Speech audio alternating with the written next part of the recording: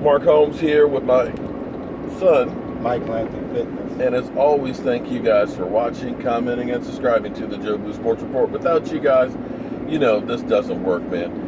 I'm as excited as can be about the season getting here, man. You guys are going to get sick to death of me because I am just like drooling thinking about this football season. And I'm happy to report that guess who's back? Who's back? DMV Dallas Cowboys. Last week he sent me a message and he said, I got the itch. I said, well, you might want to go see the doctor on that itch.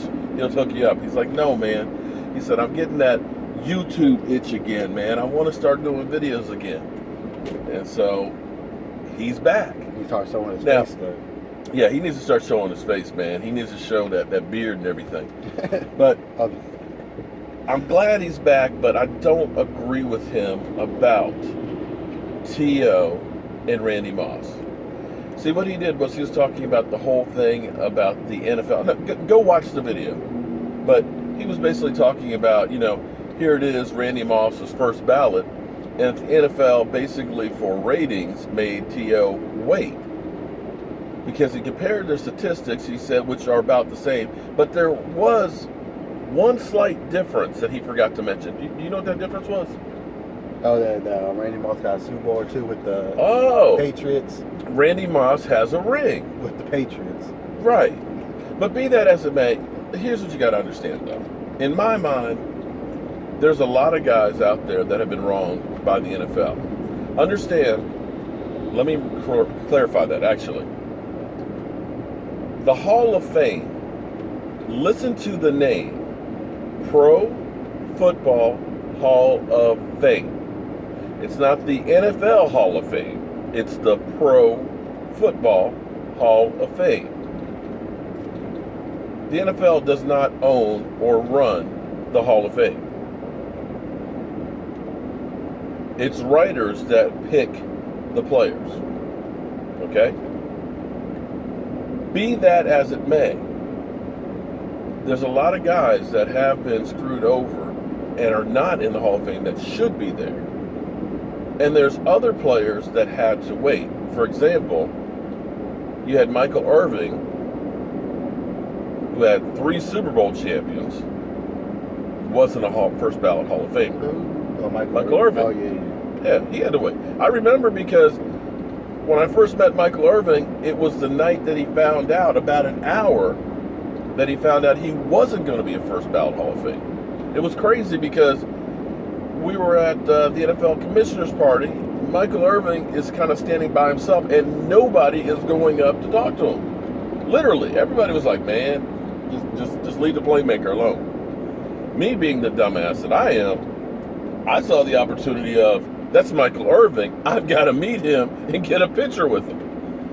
And I'm glad actually I did, because we actually talked for about 5 minutes or so, because I guess everybody avoided him. So when we went to that signing, he's like, where was I wearing? The suit he was wearing. So it actually made for great content. Meeting him later on, he was like, damn, I remember that night.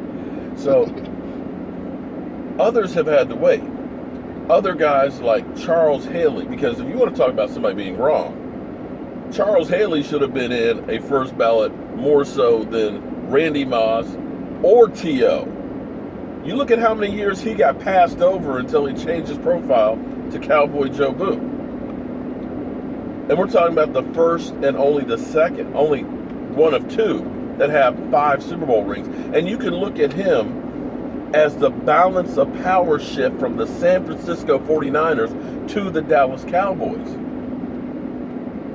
But be that as it may, it doesn't matter how you get to the top of the mountain. It just matters that you're up there. And unfortunately, what T.O. is doing is he's not getting back at the writers and things. This is hurting that group of guys, that few hundred men, and the ones that are still around, that are known as the best of the best, the cream of the crop. What you're doing is you're basically saying F you to that club. Forget about the writers. Screw them. The only time they matter is getting you in there. You got what you needed. Now you're there. Be part of the greatest of all time. Because that, in the end, is what you're doing with your pettiness. So I don't agree with John, but check out his video. And John, tomorrow, want to come on over. We can do Cowboys on deck. The weather's going to be fantastic. And we can have more discussions about this. And we literally are only 6 days away from training camp. Oh, one other thing, too.